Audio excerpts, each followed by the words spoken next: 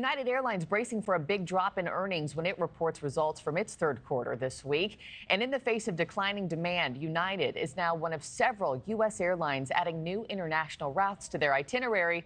But you're not talking about, Paris, London, Rome here. Instead, think places like Greenland, Mongolia, Senegal. 8 new destinations, and it all starts next summer. Joining me now, I have NewsNation travel editor Peter Greenberg with the very latest. Hey, Peter, these sound like, off the beaten path kind of places. Talk to us about these routes and what bucket list trips we can start daydreaming about.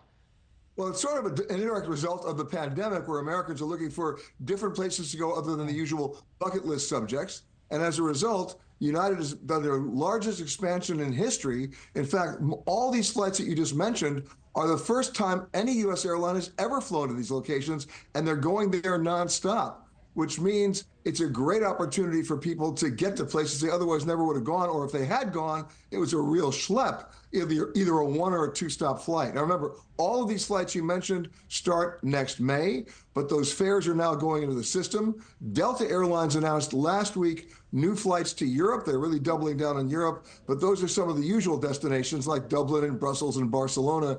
The United flights, these are flights that have not been served by any U.S. airline. Wow. And when we're talking about Ulaanbaatar in Mongolia, we're talking about Dakar in Senegal. The last time a U.S. airline flew there nonstop, I believe, was Pan Am 30 years ago. That's the only one that's been flown before. All these other ones are new destinations. Yeah, it'll get our mind thinking in new ways about where we want to go, what we want to go see.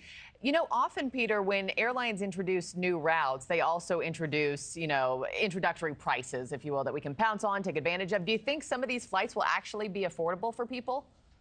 It's already started to happen. One of the routes we didn't talk about this morning is actually starting in 9 days on United. They're going nonstop from Newark to Marrakesh in Morocco. No U.S. airline, in fact, no airline was ever flying there nonstop from the U.S. This marks the first time. So let me give you a fair comparison. If you wanted to go to Marrakesh now, you'd have to go through another location in Europe, and that one-stop flight would cost you anywhere up to about $1,200 round trip.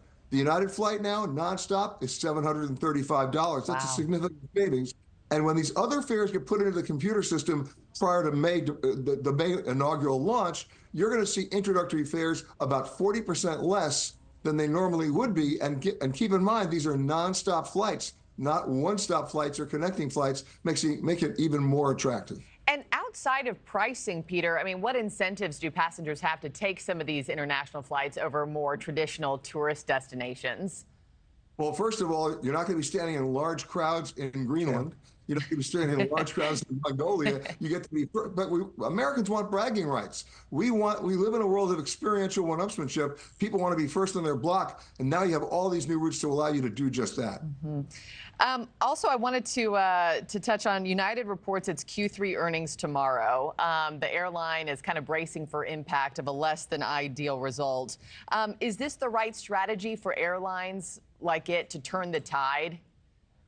Well, remember, airlines make their money in summer. All these routes you just talked about start in May of next year. United's not alone with a bad third quarter report. All the airlines have had a bad third quarter, and they're about to have a bad fourth quarter. Because remember, we've talked about this before. It's an election year. Americans tend not to travel every 4 years during the election period. It's not a blue state or a red state issue. It's just an election issue. And then you've got the actual credit card debt that Americans have incurred on all their travel in the first 9 months of this year. A lot of them paying 26% interest on their credit cards. When those bills came in August and September, they said, you know what? I'm not going to hold back my flying until next year. That's why the third and fourth quarters are looking not so good for most of the airlines. Well, talk about amazing routes. It's got my mind churning this morning. And sign me up for Anywhere Without Crowds. Thanks for watching, everybody. Go to joinnn.com to find NewsNation on your television provider. Also, don't forget to click that red subscribe button below to get more of NewsNation's fact-driven, unbiased coverage.